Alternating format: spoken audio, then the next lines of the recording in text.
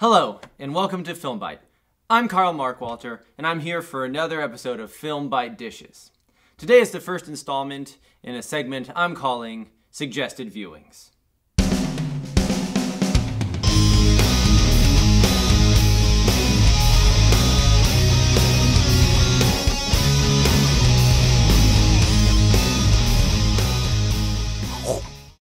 For suggested viewings, I will often invite guests, and for this week, my guest is my wife and partner in crime, Gabriela Rios. Come on in.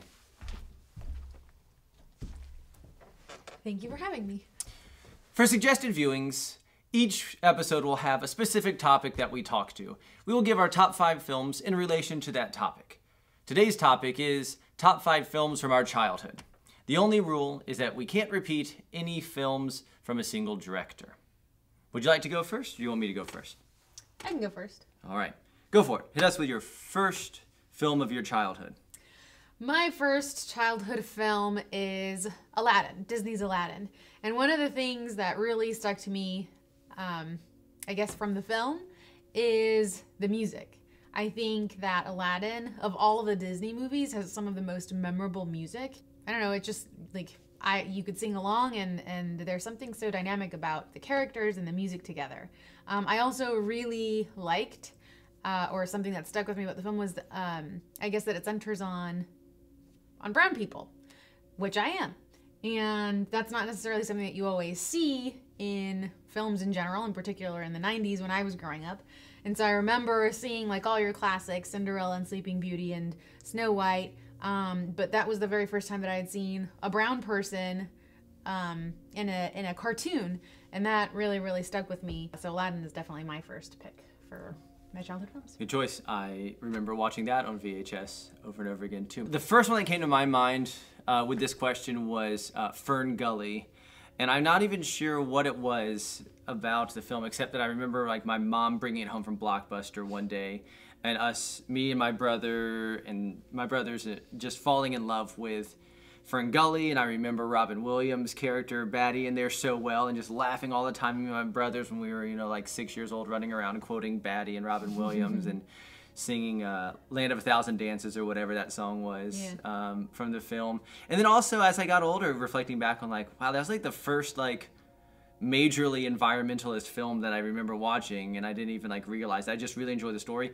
and Tim Curry as Hexus just scared the bejesus out of me every time I watched him on there, and I just loved that movie growing up. I have to totally agree with you. That was actually going to be one of my top 5 picks, but I have to agree. I was really horrified by so many different parts of that film, but there was something about it that like kept me and my siblings watching it for months at a time. The second one was kind of disappointing, but the first one was great. I only watched the first one, so. You're not missing out on it. Okay. My number 2 pick is not actually something that people would consider a children's film. My dad was not one to censor anybody or anything. So I was introduced to Terminator 2 Judgment Day when I was about 4. And while it was very scary at the time, I absolutely loved that film and still love that film today. And I think that one of the main reasons why I like that film still is Linda Hamilton. She is such a badass in that film. She's just incredible. She is, I mean, obviously also a pretty flawed character in several aspects, but there's something attractive about her character just because she's willing to do what it takes to accomplish whatever it is that she needs to accomplish. And I remember as a kid looking at her and thinking, that's who I want to be when I grow up. So I love that film. I still love that film. And I know that not all the other Terminators have been great, but I really like that film.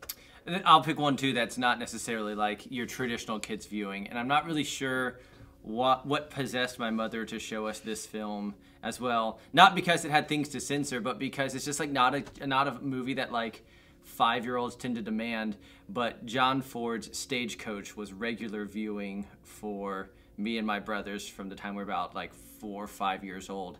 And we used to, I know it's not particularly like PC, but we used to like pretend we were in the stagecoach riding through the desert, and like when it got to that climactic chase scene with them on top of the stagecoach and they're being attacked as they run across the desert, hiding behind the couch with like our little pistols and like shooting at things and whatnot. And then as I like matured and aged and had conversations with my parents, and then went off to college and did film stuff and re-looked at that film and restudied it and saw a little more depth and nuance and the problems with the film, I just came to respect it and its influence even more, even with its problems. But I just loved that I think is the film that kind of like cemented Westerns in my mind in a lot of ways, and made me fall in love with people like John Wayne and John Ford and their work, even like at an early age when I didn't even know their names for things. I have to admit, I have still never seen that. It's all right. But I will get around to it. I have it in my film cabinet. We can watch it. I will want to. And how appropriate that you mentioned Westerns, because my third pick is a Western. It is also not considered your typical children's film, but I really like it. And I was introduced to it when I was really young. The film is Tombstone. It is still one of my favorite movies because I think it is so quotable. And I think that there's something to be said about the fact that it's based on the real events that took place back in the days of the Wild West with Wyatt Earp and all of the things that happened around that. I think it is such a quotable film with really, really memorable characters, all of them. And I personally think Val Kilmer's best role ever as Doc Holliday. There are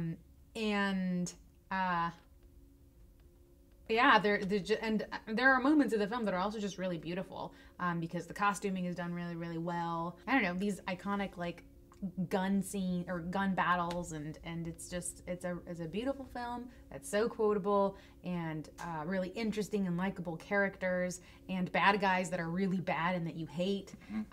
It's an awesome film. Yeah, I agree with you. It is, I think, probably my favorite Val Kilmer performance too. And I have an affinity for Doc Holliday because I think it was from Valdosta, Georgia, which is where my granddad is from too. So I have an affinity for Doc Holliday for that reason. Let's see, what would be my next one? If we're sticking on, again, not necessarily your traditional childhood films, I would say Indiana Jones and the Last Crusade was also one that I got introduced to pretty early on that I loved. I remember, again, sort of hiding behind the couch at times with the more intense scenes, but just already at a young age, just loving the banter between Indiana Jones and his father, and as I've gotten older and appreciated just the casting perfection of having like Harrison Ford and Sean Connery playing against each other in this film, and the writing of that dialogue, and the way it sort of culminated that trilogy of those films. I just watched it over and over and over and over and over again. And I've had this dream of like going to Petra to like see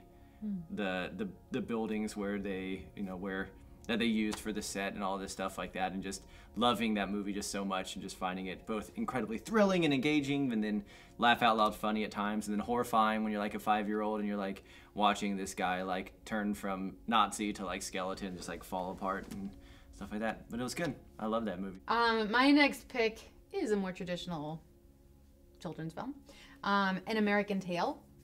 I remember watching that for the very first time when I was like 6 or 7, and I think the thing that stood out to me the most is that this film is basically a film about a little kid who gets separated from his parents. And I think that's like a fear that lots of kids have, right? Even if they say things like, I'm going to run away from home, and even if they don't get along with their parents all the time.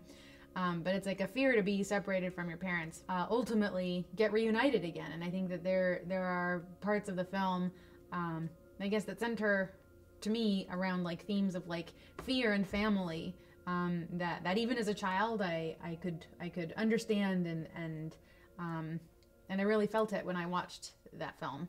I think it was one of the very first films where I remember crying when I watched the end of it, just because it's so touching that Five will eventually, sorry, spoiler, Five will eventually gets reunited with his dad and his family. Well, but it's not really a spoiler because they would not do that for a children's film. You say that, but I believe that's a Don Bluth film also, and he was doing radical stuff for like children's animation, and like an immigrant story about like a Jewish mouse basically that like comes to the U.S. I would not would have put it past him to not have him reunited with his family. The voice acting is wonderful.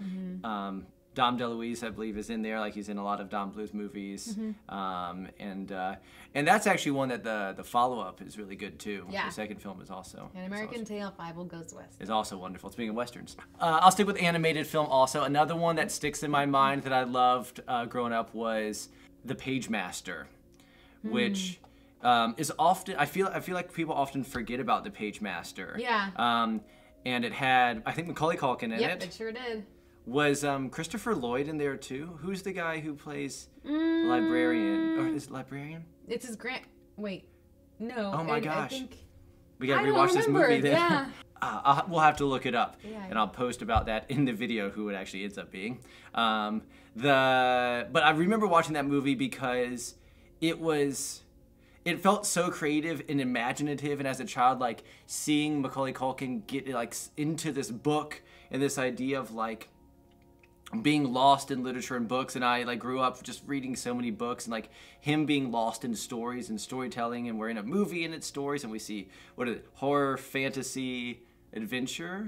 I think we're the three who go along with him, and like that was my introduction to stories like, you know, Moby Dick and like Dr. Jekyll and Mr. Hyde and Gulliver's Travels and fantasy. And I just remember just like all the little twists and turns of this book, and the final like dragon scene, I think, just being so exciting as a kid watching this. And it's like animated and it's live action, and it's about this kid who's also kind of dealing with like fears and things like that, and eventually kind of comes into his own. Feels really good, especially when you're a child and you're going through all your childhood fears and things too. As my last film, speaking of Macaulay Culkin, I have to include Home Alone. I feel like it's a classic Christmas movie, and I don't know. I just remember watching it as a kid, and I was home alone sometimes. And I felt like after watching that film, I felt so empowered because I was like, look at Macaulay Culkin. He's on the screen and he beats up 2 people trying to break into his house. And he's totally fine. And so after watching that film, I felt really empowered. And I feel like, I don't know, it's not every film that deals with like a really potentially scary thing that could happen to somebody, I guess. And like empowers the kid. Yeah, it's also got...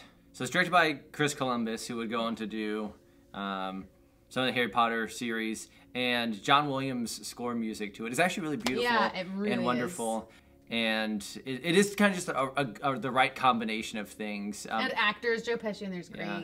And it's funny still how that film has remained so iconic, because you talk to our students and like, I don't know if you remember earlier this year, I dressed as Harry, right? Oh yeah, everybody knew. And everyone knew who that I was, even without doing all the little details of it. If you just get the right little costume things, like you can identify like who these characters and things are, which is awesome. For my last one, I think I would be in trouble if I didn't mention one of the Star Wars films. And I'm going to go with the Star Wars film that I remember from earliest on. I remember where I was sitting when this came on TV, and I was really young, and I remember watching...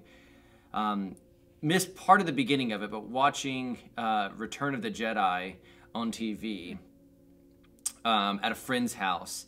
And we came in during the scene when Han Solo is blind, is going to be pushed in the Sarlacc pit, and the fight there. And I just remember looking at this and being so confused and just in awe of whatever this film was. I had never like seen any like sci-fi film before, and like the puppet characters and the costumes and the things going on just baffled my like 4-year-old mind. But I just felt it was just so exciting and so different and new. And then I just grew up when I had discovered that this was a thing, and my parents learned that I was interested in this thing, going back and watching on VHS, all like A New Hope, Empire Strikes Back, Return of the Jedi, and just like watching those things on repeat on VHS. My grandparents had recorded them off of TV and like edited out the the ads, and they just had them on VHSs that we would stick in at their house. And yet again, I guess we did a lot of hiding behind the couch, because we would sit behind the couch with our guns and pretend like we were fighting in the scenes too. And then when we were done, we would go outside